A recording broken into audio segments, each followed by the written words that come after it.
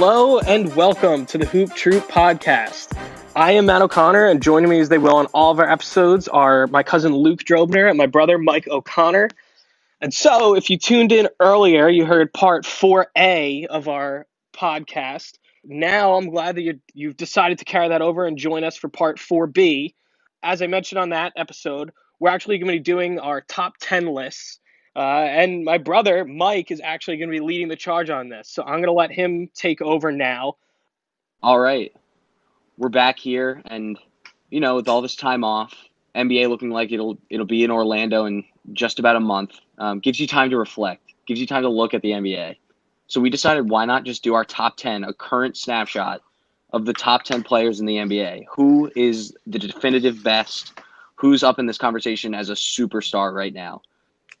So we all were tasked over this past week to make our top 10 list, and we're just going to go right down 10 to 1, all three of us giving our rankings. Let it be known, the kind of guidelines here was regardless of injury. You have players, if they were healthy and playing, who is your top 10. So let's just jump right into it. We'll start at 10. Matthew, lead us off. Nikola. I have Nikola Jokic as my number 10. Are you putting Embiid higher on this list then? No, I am not. Embiid is absolutely getting the axe. He's my 11. And it was hard picking between these two monsters down low, but I had to go with Nikola on this one. I hate that you did the Ricola thing there. Damn. Well, listen, you knew Jokic was going to be somewhere around here, maybe. But Luke, what do you have at 10? At number 10, I got Luka Doncic. Wow. I put him down there at 10. I want to put him higher on my list just because I love him so much, but he's just not quite like a top 8 to 5 player, So I think he's a top 10 player in the NBA right now. I'm not so sure if he's higher than 10 though. Yeah, it's funny, Luke, that you mentioned it already. Embiid at 10 for me. Yeah. All right. But that was tough. That wasn't an easy pick for me. I can't believe you guys are leaving Jokic off of your top 10. Yeah, so did you put Jokic higher? Jokic is not on my list. He's part of my snubs. I'm holding my snubs close to the chest. But I was toiling away with it. It's too funny. Our brains are kind of similar on this. Embiid, Jokic, and Doncic were my three that I was like, who is filling this 10 spot? So Doncic isn't on your list either? He's my snub. I snubbed. Wow. Oh my God. How can you do this? Are you crazy? Given the other names that are on my list, he's just not. Yeah, he's amazing. He's going to be the best player in the NBA in like 3 years for sure. Maybe not. Giannis will be. Giannis, yeah. Yep. But Doncic is going to be in the top 3. It's just not yet. All right. I disagree. But I like your picks. Number 9, Luke. At number 9, I got Damian Lillard. One of the biggest factors I had in picking these players was how scalable their game is. So how well do you perform on defense? How well do you shoot the ball? And how well do you pass? Dame is an offensive animal. He's an incredible shooter. He takes, out of all the players I looked at 32 players. He takes the second most threes out of everybody on this list, but shoots the best on those threes by a mile. Like he's shooting 49% from 3, I think, or 45% from 3 on 15 shots per 100, which is insane. And he's a very successful scorer. He's going to be a first or second option no matter where he goes. So you pair him with someone like LeBron, he fits perfectly. If you pair him with someone like a Chris Middleton then plays second fiddle to Dame. So, not putting him in here in this top 10 list is just ridiculous in my opinion. Matthew, what do you have? At number 9, I have Luka Doncic. So for similar reasons to what Luke said at putting him at number 10, like he's averaging 31, 10, and 9 this year. So like he's only in his second year and he's putting up insane numbers. But my thing though is if you look at this team, like how come the wins really aren't there? Like they started off the season 17-7, and they've only been 23-20 since. Like I think teams are just kind of figuring him out just a little bit. I know he got hurt throughout the season, but I still think his time in the NBA is coming and sooner than later, which is scary considering he's so young.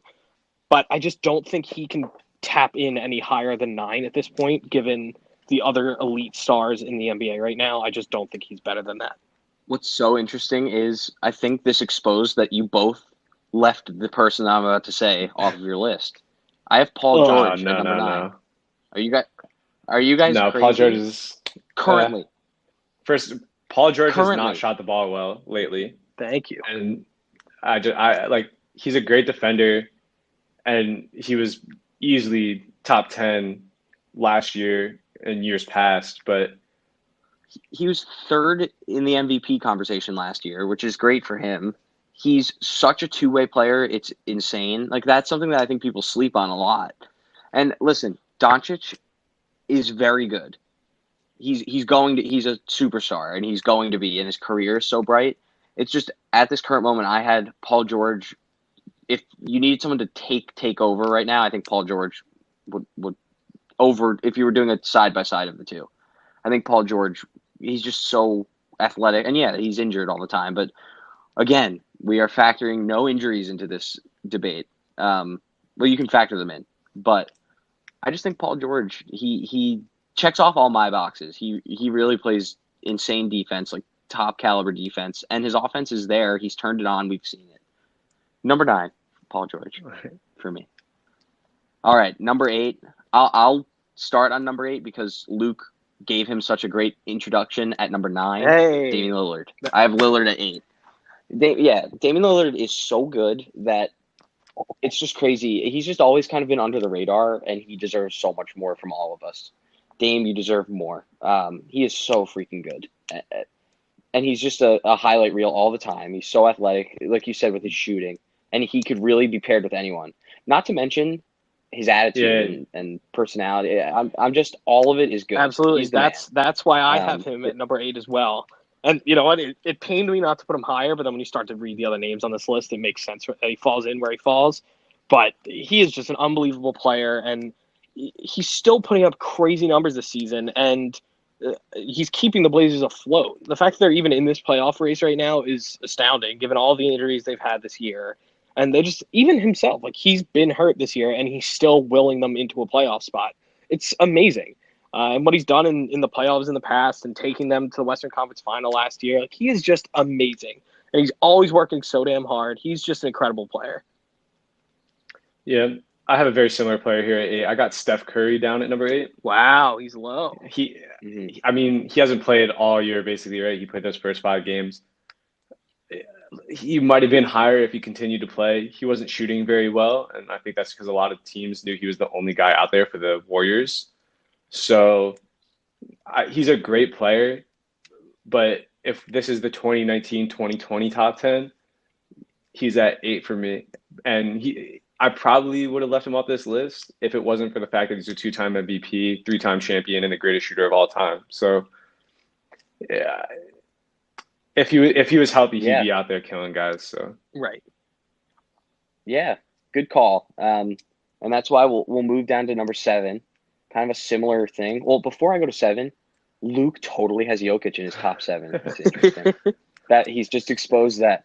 I'm excited to hear what Luke has to say about that. So, Luke, and I'm going to guess he's at 7, but I might be wrong. Luke, I start us actually off don't at have 7. Jokic in my top 10. Bite your Uh, tongue. Oh, oh, I number 7 for me is Joel Embiid. I think Joel Embiid Whoa. is the wow. better big, right? So it's who's the best center in the NBA, Joel Embiid or Nikola Jokic?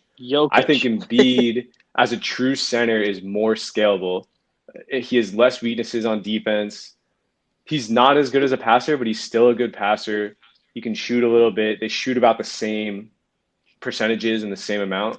So I just think Embiid has a more complete two-way game, and that's why I have him at 7. Maybe he'd be a little bit lower if Steph Curry was playing, but he's the better big in my opinion, and Jokic or Embiid had to be on this list. So All right. Yeah, that's not Yeah, bad. so Luke, Matthew, what do you have? I gave you some crap for putting Steph at 8, but Steph's at 7 for me. It's not much different. I mean, he absolutely revolutionized the game with his shooting. The reason I have him low, and I didn't even really factor in the broken hand in doing this, I just think him as a defender kind of backs him up, and as incredible as he is on offense and how quickly he can take over a game with his shooting, he just isn't great defending, and I know he's gotten better. But the problem is he really can't guard outside of the one spot. And so if you get any switches as a defender, it's not ideal by any stretch of the imagination for the Warriors to have him guarding anyone but their point guard on the other team. And even if you look at last year's finals, he was switching off of Fred VanVleet in the finals. Like it to me, you need to have both ends, and I guess it kind of does give Paul George, the praise Michael gives him. But I just think that's the one knock, and why when you hear the rest of my list, that's why he can't be higher right now. Yeah, I mean, I won't add too much more to why Steph Curry's my 7 spot. The only thing I'll say is his return game this year, he had like 22, 21 or 24 points. They were all electric. He had insane passes. The arena was out of control. He just takes over games when he's in. So good. And obviously, when you're the best shooter of all time, his legacy is so large, and he is that good. He's got so many good years left. The Warriors, unfortunately, and as a LeBron stan, I've just hated the Warriors for so long. But you have to respect it, and you have to respect their game. And it's so unfortunate that they're going to return from the dead next year, and it's going to be scary. Moving on, we are at the 6th spot. Matthew, hit us with 6. I know this is a little tough, but I have Anthony Davis at number 6. That's so low. It was hard putting him here. He is without a doubt the most versatile big man in the NBA. I mean, you could have him play the 4 or the 5, and honestly, you can even guard some threes. The reason I have him this low is because I looked at his Pelicans tenure a little tougher than I looked at this Lakers one because he has LeBron.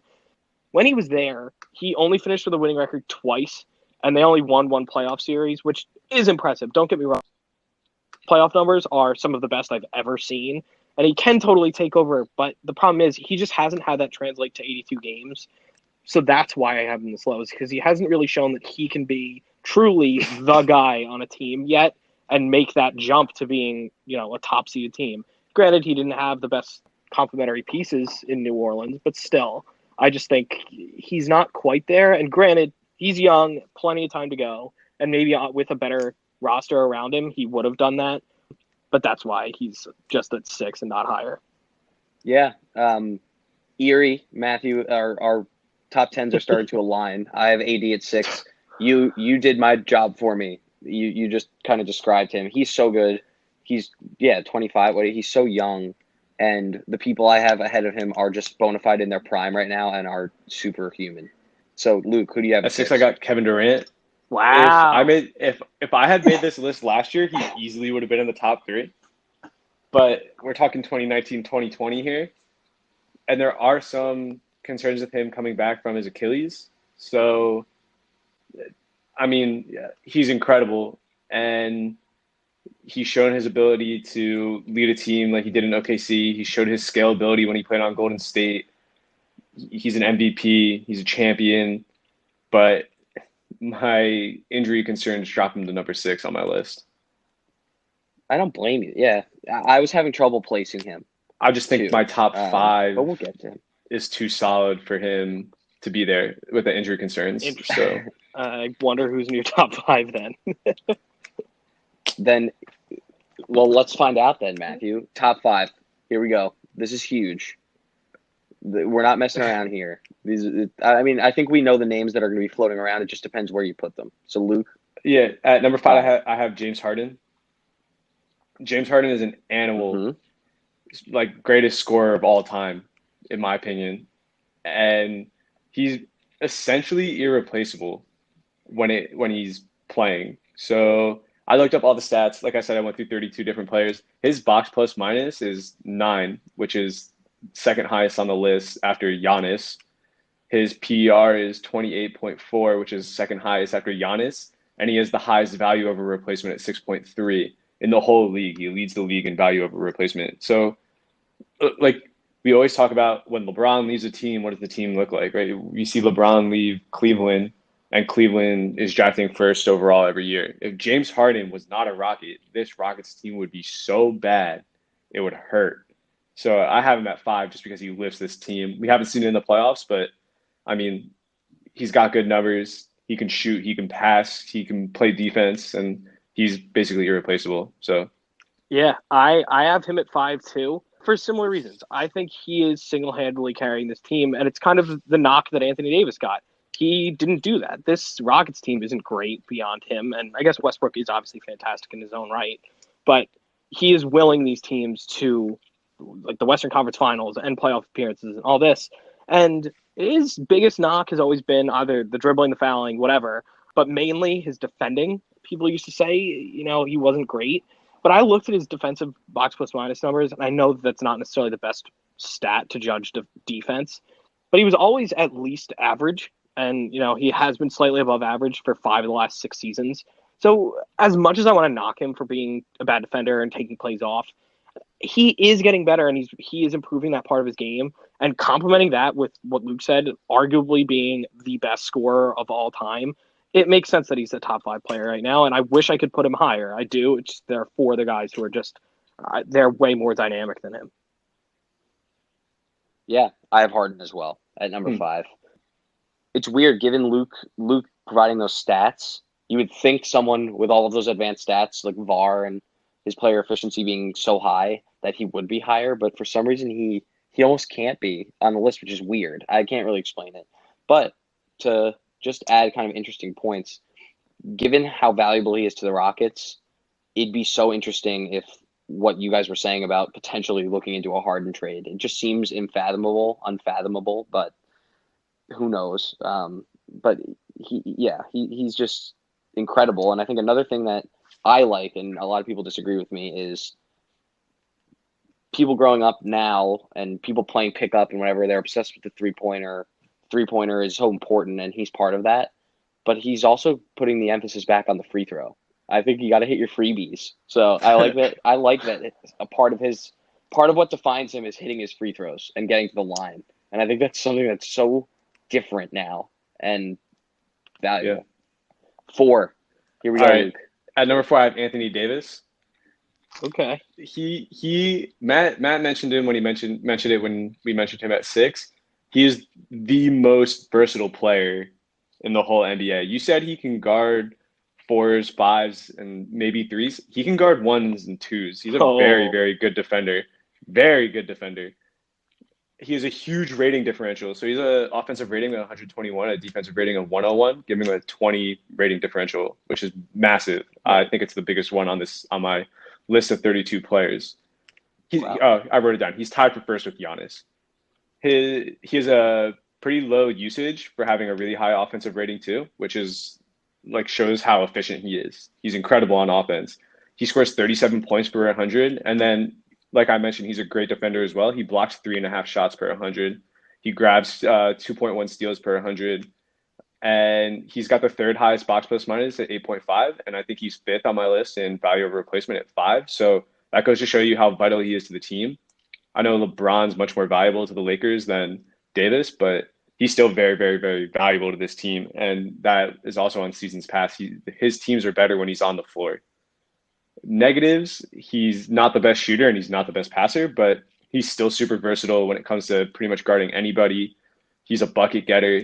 Like I said, he drops 37 per 100. So I got him at 4 just because he's so amazing.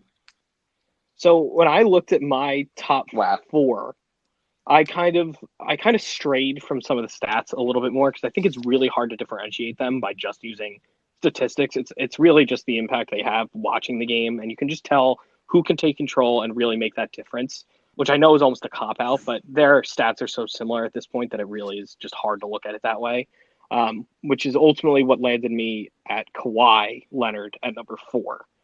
I know, he could be higher. The problem, my biggest knock on him, because he is, honestly, might be the best two-way player in the NBA right now. Maybe, obviously, that's probably Giannis, but the reason I have him at 4 is that he sits out so many games during the season.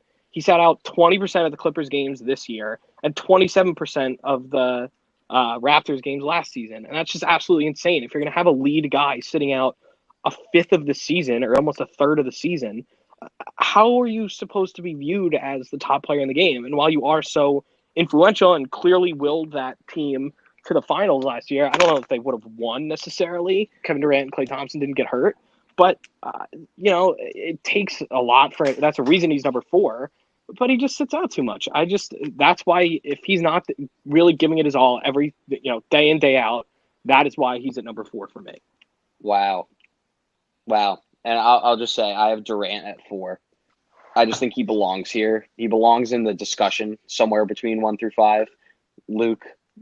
I'm just kidding. Having him at 6 makes sense too because he's hurt, and who knows? It required so much athleticism to be Kevin Durant at 7 feet and a 3-point shooter, but also the athleticism. So we'll see how he comes back. But this is all I'll say. In Toronto, when he came back at game 4 or game 5, whichever one that was, and he had 11 points in the middle of the first quarter and was just draining threes. Did anyone else do the nervous gulp? I was just like, oh my God. He's this insane. Guy is so good. Durant is incredible. Insane. It was horrifying to watch. So I have him at 4. Luke. My 3. number 3 my number 3 is Kawhi. So you guys Matt had him at 4. I got him at 3. And yeah, he sits out a lot of games. I looked at a player's ability to lift a team, how scalable his stats are, how strong his stats are, and his health. And on his health, I wrote load management my ass. So, but when you look at everything else, name something Kawhi can't do. You can't. He can shoot threes. He can, post up, get tough mid-range shots. He finishes at the rim. He guards the best player on the other team every game, right? So he puts in 39 points per 100 on 46% shooting. He's a pretty solid rebounder. He grabs 11 boards per 100. And his best skill, his most scalable skill is his defense. He's 104 defensive rating, which is 3rd on the list out of the top 30 players, I thought. What I thought were the top 30 players. And he doesn't foul. He only fouls 2.8 times per 100, which is incredible, right? So the fact that he's locking guys up and not sending them to the free throw line means a lot. I got him at 3 because he literally can do everything on offense, and he's probably a top 3. He is a top 3 defender in the league. Easy. Yeah, Matthew, I'll let you finish. I'll let you get to whoever you're going to say. But today's everyone's lucky day. I'll be sending you a link to every single Kawhi play in his Raptors postseason run. God. Every single one from the first round. I did watch that recently. He's amazing, insane, and he's a beast. That's all I'll say. Luke, you provided such a good summary of Kawhi. I have him at number 3, and you'll both be getting that link from me at some point. Enjoy. That's fine. I'll be returning fire with Kevin Durant, number 3. And honestly, he would be number 2 if he hadn't gotten hurt, or honestly joined the Warriors for that matter. His stats are skewed because of that Warriors experiment, but he is just proven to be the most dynamic scorer in the NBA probably ever. He's a 7-footer that drains threes from the logo. Come on. That is insane. It's insane. It's insane. And even with those final wins, I just don't think that he's proven to be the best in the NBA because he joined a 73-win team. And I'll even say it's a 73-win team that he blew a 3-1 lead to in the Western Conference Finals. But coming back from this injury, even if he doesn't look the same as he was, he's at a minimum still a top 5 player in this league, even if he is really just kind of limited to being a shooter and, not so much as the dynamic scorer as he was, kind of making some of those moves and being a little more agile. He's just so unique that I have him at 3 when he comes back, and, maybe I'll be disappointed and he falls. But for right now, he's 3 and even has 2 potential. Yeah. And I'm glad, Matthew, you were able to air your frustration with him going to the Warriors. I'm glad. There's one every episode. It's nice. We have to let you have that. All right, number 2. We all have it down to these 2. I have a feeling about where Luke has this. All right, at number 2, I have Giannis Antetokounmpo. Oh wow. I'm okay. Not 100% ready to put him there at number 1, and I know you guys know who I put at number 1 now, but. I mean, Giannis is. There's you can't describe him with words. He's the most amazing basketball player. Probably one of the most amazing basketball players I've ever seen in my entire life.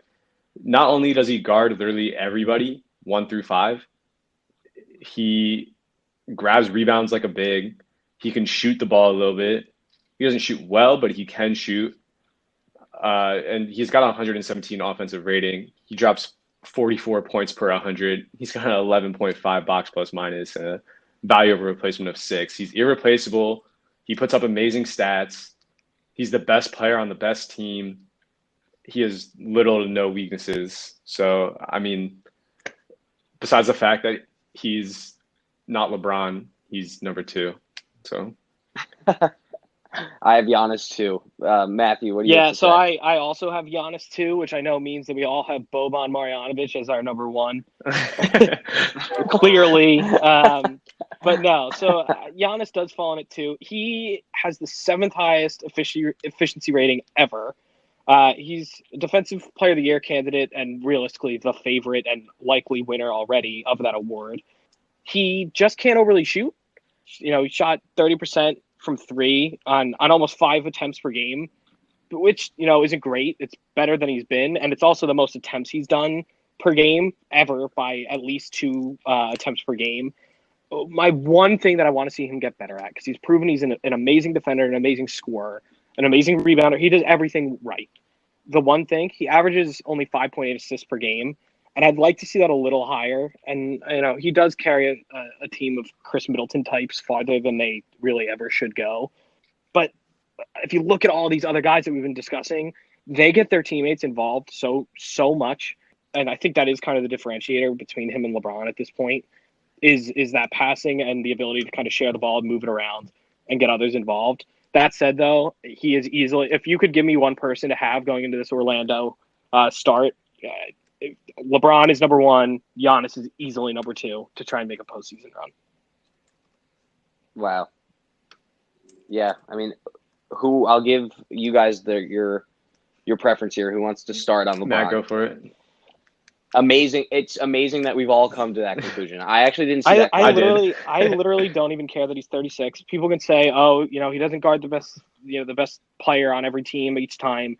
If you could give me one player right now to go try and win in Orlando, LeBron comes off the board first. He just does. He is incredible. He is the best passer ever. Honestly, I can't think of anyone better, and that includes Stockton, who I love. But his court vision, especially for being a forward, is unbelievable. And that coupled, and I guess I am really looking at it now through the lens of this team that he's on. Like, he has Anthony Davis, but then he has kind of a bunch of scrubs on the team. Like, that Lakers team is not great, but he makes it great. And he's made every other team he's been on great.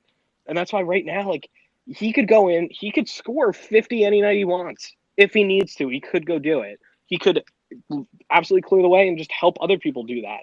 Like, he is truly the most instrumental player I could think of in basketball. And I know it really gets back to Michael Jordan, since Michael Jordan. And he still is, despite aging like this and losing his hair. There were some pictures that came out today, and it doesn't look so great, but his game sure does. Luke, why do you have number one? Yeah, I mean, he's the GOAT, in my opinion. I don't really need another argument outside of that. You mentioned his defense. He actually has a 105 defensive rating, which I think is top 5 on my list. He's got a rating differential of 12, which isn't as good as some of the others, but it's still very, very good. And like you said, like, he does everything. He's a fantastic passer. He leads the league in assists he's 6'8" forward. The only thing he doesn't really do that well, he's like an okay rebounder, but that kind of happened because he's older now, and he's also got a lot of bigs on his team, so he doesn't necessarily have to get in there and fight for rebounds anymore. So, I mean, he it's just the GOAT. Like, I can't not put him at 1. So I wasn't ready to move him down to number 2. I don't think Giannis has taken the reins yet. So yeah, I think it's totally LeBron, and I won't add much. The pictures of wherever the training session was with Ben Simmons that LeBron was just doing. Yeah, his beard is a little gray, but he looks like a beast. He doesn't look like he's 36. He's a machine. And which means I really do think, and like knocking on wood, barring a freak groin re-aggravation, I think you have three more seasons of this, to be honest. Yeah. Which is frightening. And poor Anthony Davis probably wants his time in the sun, but he's not going to get it. I think Anthony Davis is okay with that if he gets a couple rings, Yeah. So LeBron at 1. That was an awesome top 10. But before we cap it off, does anybody have any snubs that they just feel like they need to talk about? Yeah. Nothing long. Yeah. Okay. I ranked 1 through 12. So at 11, I had Jokic, super scalable, big. I love him. I love my big white guys. He's not fat anymore, and I'm kind of upset. But he's the best passer, best passing big man ever. Ever. Yeah, but it's amazing. I don't think he lists his team high enough for me to put him in the top 10. Oh, And then at 12, I have Chris Paul, which a lot of people won't agree with. Wow. But I mean, the guy does so much for his team. Like you can't undervalue the way he absolutely changed the Oklahoma City Thunder this year. So a lot of people kind of disregarded him over the past couple of years, but I got him at number 12 this year. So I like those are that. the only two people I had snubs. I really like that 12 pick. Matthew, any snubs? Mine's Embiid.